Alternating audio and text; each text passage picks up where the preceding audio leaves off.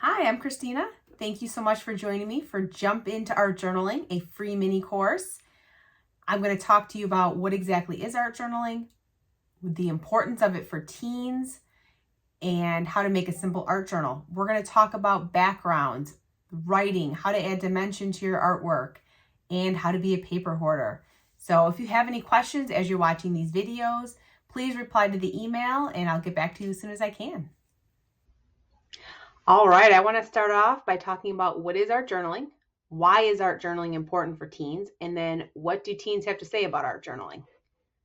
So let's start off with what is exactly art journaling?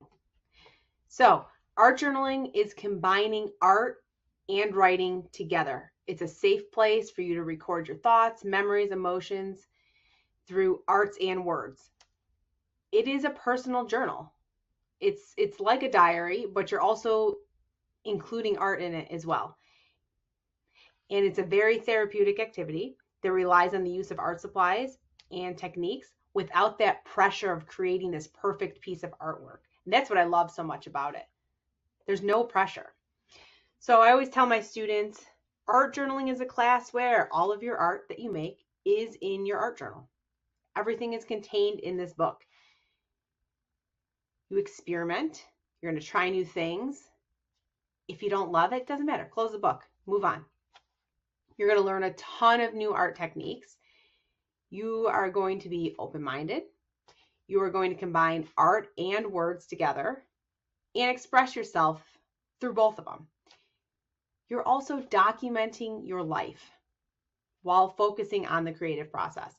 And there are no mistakes in art journaling. I cannot stress that enough to my students. You know, a lot of times they'll say to me, "Oh, I hate this page." I'm like, it doesn't matter. Close it up, move on to the next one. So it's similar to writing in a diary, except you're focusing on the act of creating as well. So you're building up these layers in your art journal, and then you're adding the writing right on top, or maybe you're sticking it in an envelope. And I also tell my students, you can do anything you want in your art journals. You want to draw, you want to collage, you want to tape things in, you want to do stamps, stenciling, scribbling, anything. And then you can glue in whatever you want. So save a whole bunch of stuff. You want to save your candy wrappers. If you find you're out on a walk and you find a really fun leaf, go ahead and save that. Flowers, photographs. Art journaling is not about making beautiful artwork. I say this all the time to my students. It doesn't matter if it's beautiful. You're expressing something. You're getting it out of your system. You're moving forward. It doesn't matter. It doesn't have to be pretty artwork. So what is it about? Self-expression, self-discovery, stress relief, figuring out who you are and what you stand for, making mistakes, taking risks, learning from your mistakes, and experimenting. So why is art journaling so important for teens? Art journaling helps teens gain a more positive perspective on their lives by developing awareness of events, memories, feelings that are happening in their lives. So they're learning this through the writing process. Sometimes when you just start free writing, there's a lot of things that start coming out on the page that you didn't even realize you were thinking. That's really important. And by doing this, they're learning coping skills and feelings of empowerment that are going to help them through their adult lives.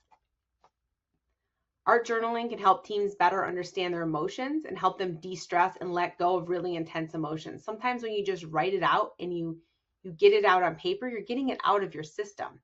So I think that's a really important aspect.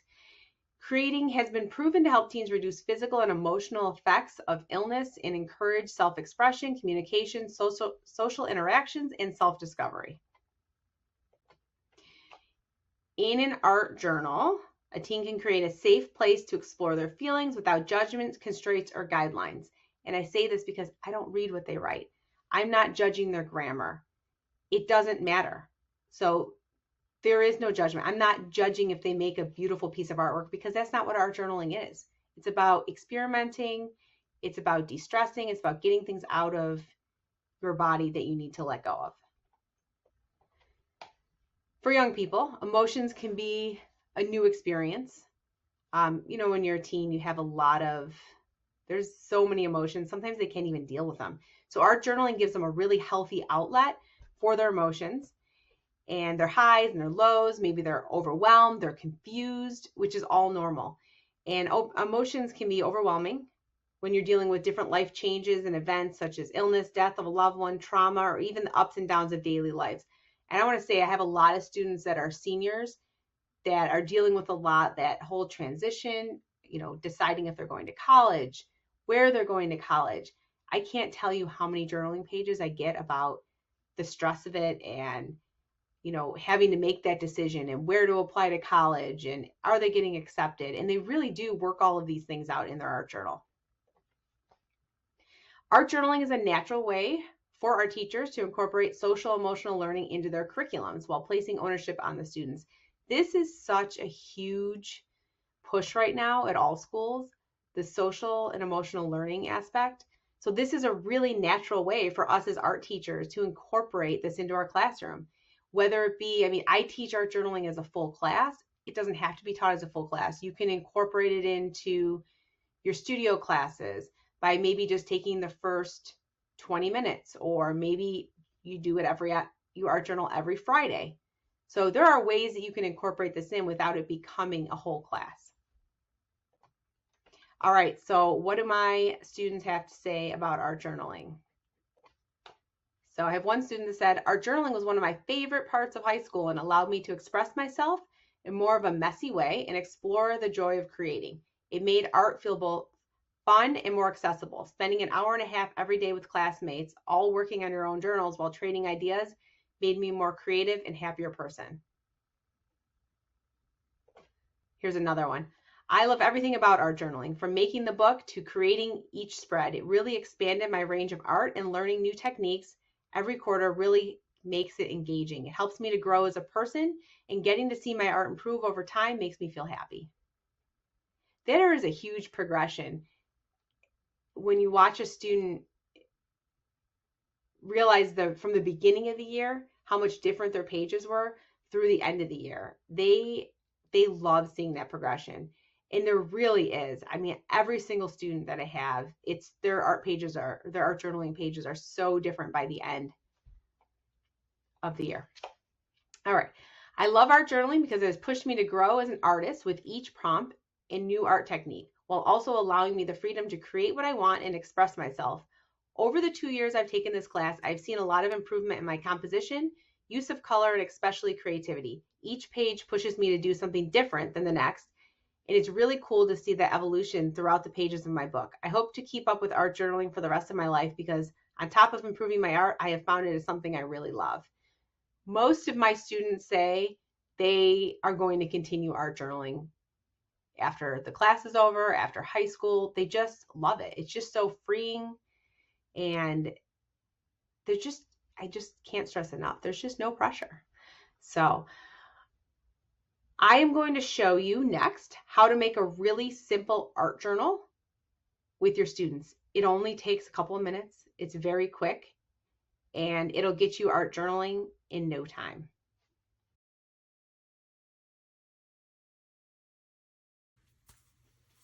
All right, first I'd like to start by showing you a bunch of different art journals that I have made with my students and some other options for you as well. So first I'll start with, I teach an art journaling class and it's full year of art journaling. So let me show you what I make with my students. This is the art journal I make with my students. This is the binding, which I just love. But the reason I make this and go through all that trouble at the beginning of the year, because this is a very complicated journal. It's not easy. It takes us a couple of weeks to complete, but I love it because when you open it, it lays flat. And it's really important for me in art journaling that this lays completely flat and it's open. You don't have to worry about a spiral in the center and trying to make this artwork go together through this spiral in the center. The worst thing we have here is some stitching. And so you can see where we stitched in the signatures. The other thing I really like is that they can put any kind of paper in it that they want. So I've got some watercolor, I've got some white sulfite drawing paper, I also have some black paper and some gray paper in here. And then I have my students come in and they bring fabric, or I have a whole bunch of fabric that's been donated to us that they can choose from for their cover. So they're really taking ownership of it because they're picking the fabric, they're picking what it looks like, they're picking the paper, they're picking what color they do for their binding here. And these can be made in any size. This is 9 by 12 because I like just taking out 12 by 18 paper and folding it in half. It's easy. I don't have to cut anything down. So that's why I do this size with my students. I have also made them smaller. This is a smaller version. I did have to cut my paper down. For me, I don't like wasting paper, so I just like to do 9 by 12 so I can fold it in half. So same thing, lays down. All right, let me show you the next kind. Now, over the pandemic, we were virtual. So I had to think of something different. I couldn't be doing the Coptic stitch with the students. It was too involved. There wasn't that one-on-one help that they really needed to get through it. So I found a much easier journal. And these have, you can't really see it because my stitching is white, but it's 3 holes in this. And this is one of my completed journals from the year. And I like, again, I put different size papers in here. So I had like little junk mail in here. The papers aren't all the same size. These are really nice too because they are customizable also. Whatever papers they want, whatever they want their cover to look like. I always like putting a piece of elastic on mine so I can keep it closed. For my second one that I made for during the pandemic when I was working with my students, I wanted to try working in a square format. So I just cut down my paper and it's square. I really, again, this one lays flat. I love that it lays flat.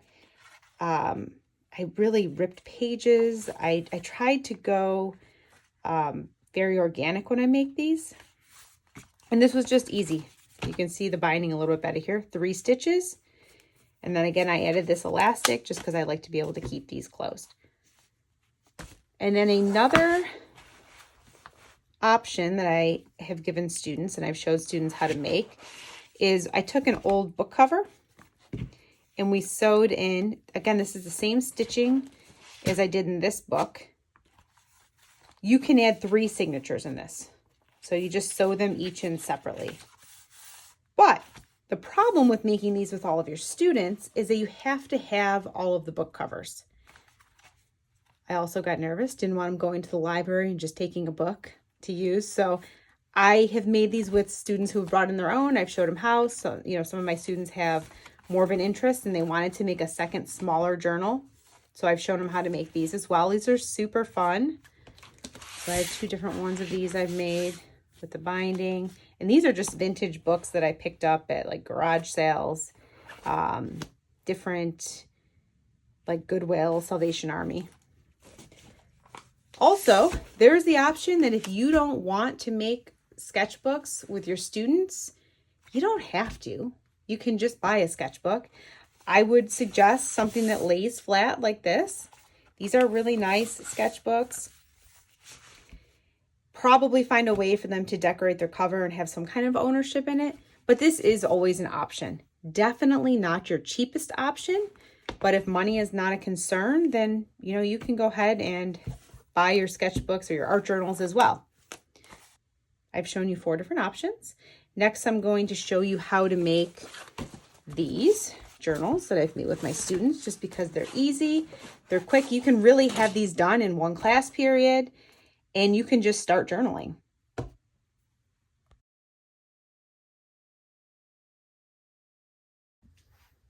All right, next I'm going to show you how to make one of these super simple art journals. This one just has plain white paper in it. You can see the stitching on the inside here. Now, the outside cover of these when I make them is this Bristol board by Canson. I love it. It's really thick. So this is what I tend to use. Now, if you don't have this, you can also use a file folder. I've done it both ways. I just cut this down to 9 by 6. Because when you fold this in half, this is 9 by 12. You'll have 9 by 6. Usually I have my students paint theirs or decorate them first. So for sake of time, here's one that I just did some paint scraping. I put down some blots of paint, I scraped it around, and I let it dry. This is on the Bristol board. So to get started, we're just going to fold this in half and crease it really good. Then you're going to grab your paper. I already have mine pre-stacked. Mine just has drawing paper. I've got some book pages in here, some music sheets. Looks like a glossary page. I got a piece of scrap artwork. And I'm just going to fold these all in half.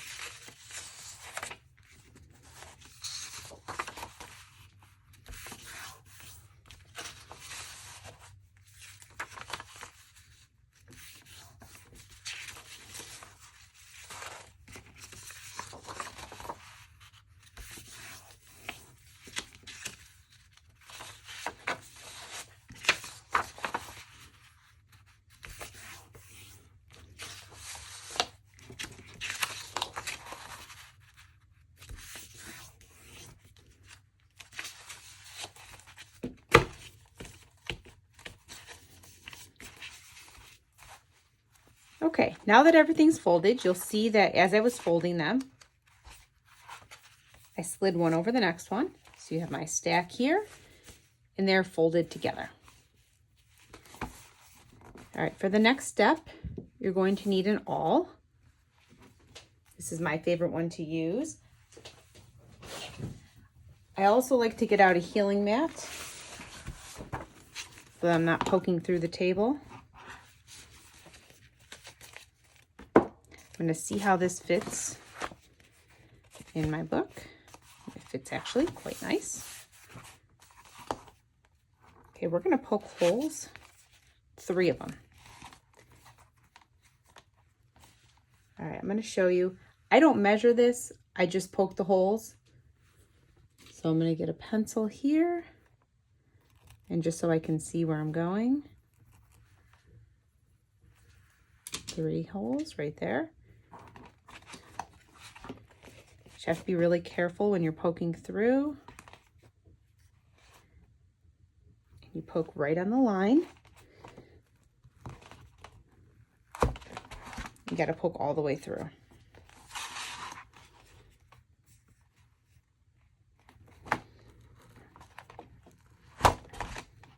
And one more.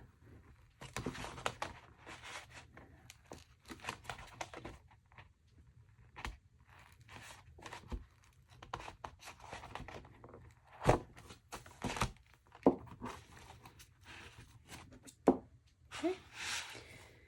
The next thing you're going to need is a needle and some embroidery thread. You're going to start in the center. You're going to poke through this hole. You're going to leave yourself a little tail here. I just hold it with my finger. Then you are going to go in the next hole.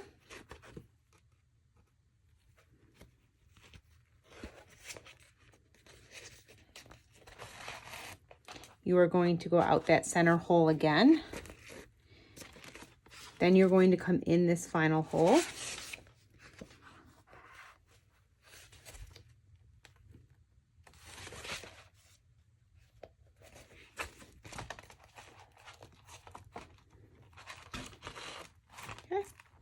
going to pull off the needle, slide that under, and I'm just going to tie these together. I'm going to give it a good 2. And then you can just cut. I like to leave a little bit of a tail. That's it. See, you've got the 3-hole stitch there. Your book is completely sewn together now. That is it. That is how simple this is to make.